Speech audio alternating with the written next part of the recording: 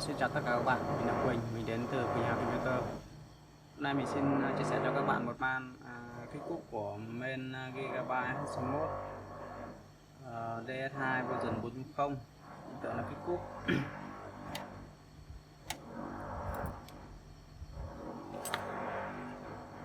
Các bạn có thể nhìn này,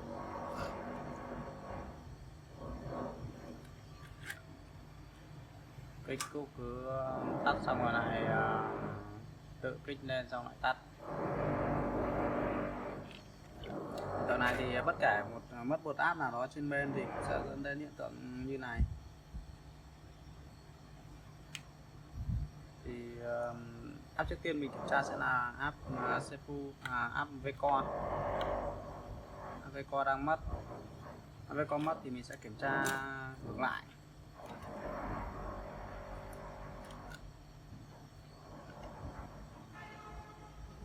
App tiếp theo là app Sefu VTT.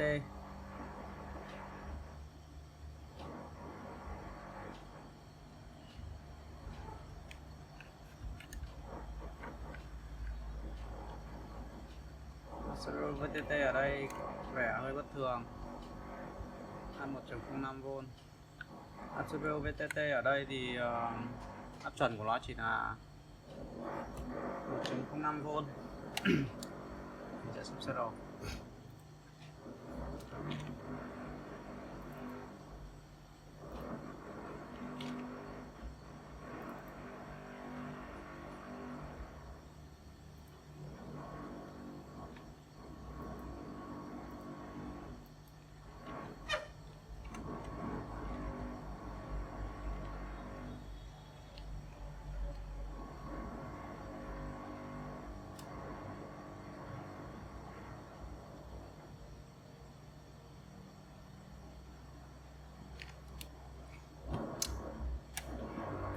App tại TQ1 sẽ là app Sefu VTT.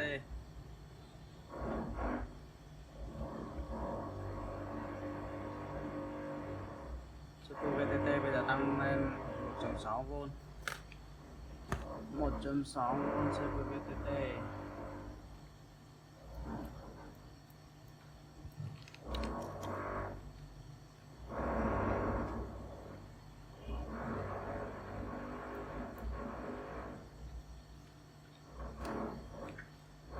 Theo mình điểm quyền đo mình sẽ đo là chân 5 của U1. Chân 5 của U1 app ở đây. Đây là app enable cho app Sefu VTT. App này chuẩn của nó là 1.05V nhưng hiện tại bây giờ đang là 2.63V. Mình sẽ đi kiểm tra cầu trở tại chân 5 của U1.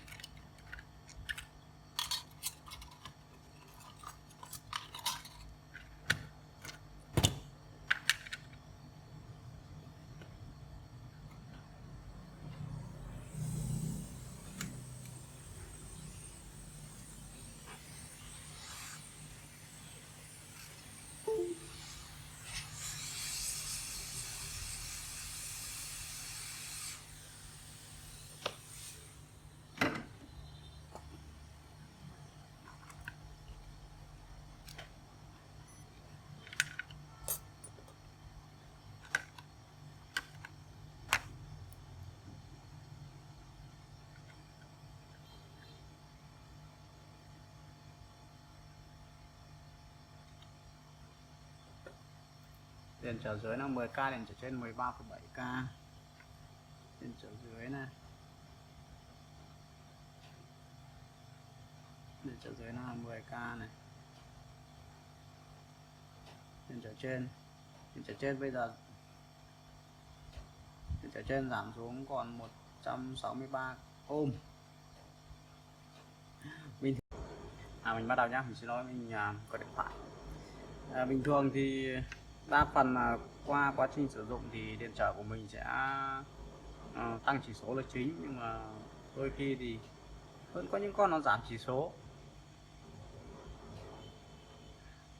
Nói chung là không có gì là không thể. Đấy, con này đang giảm chỉ số này. Bây giờ mình sẽ kiếm một con trở đúng chỉ số để mình thay thế. Này là 13,7.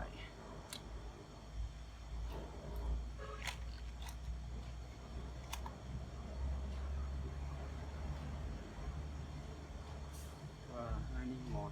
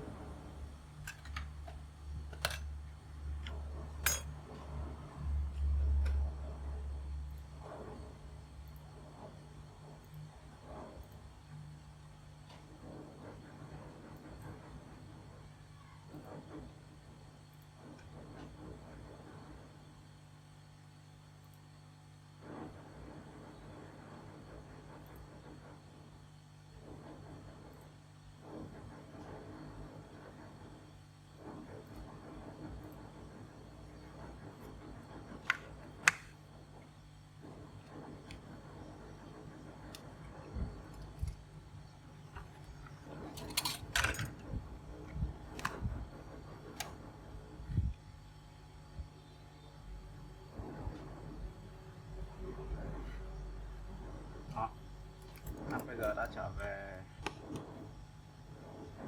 chuẩn. AVCore AVCore 1.28V. Sorry các bạn nhá. Cái con điện thoại đồng hồ này của mình nó đang hết pin, nó đang pin yếu cho nên áp nó hơi sai một chút. Còn chuẩn ra là nó sẽ, chỗ này nó sẽ là 1.05V này, chỗ này nó cũng chỉ tầm khoảng 1.05V thôi. Nga bây giờ nó đang tăng này và bên đã lên hình, các bạn có thể nhìn.